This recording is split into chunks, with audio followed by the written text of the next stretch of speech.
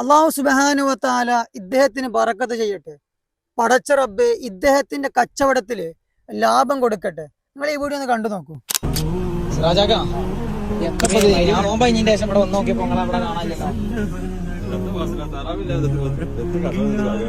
എന്നാലും കിട്ടണ ആ ഒരു മാസം കിട്ടേണ്ട ഒരു അപ്പൊ തറാവ് സ്കെയിൽ കഴിഞ്ഞിട്ടും തുറക്കൂല ആണ്ടാണോ മുൻഗണന അതിനാണ് കൊടുക്കണ്ട. അപ്പൊ കച്ചവടം ഒരു സംശയമില്ല അല്ലേ?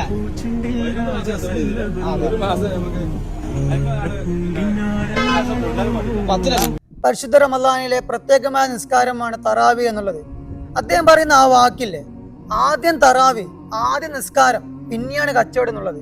നമ്മൾ ഒരിക്കലും നിസ്കാരത്തെ മാറ്റി വെക്കരുത്.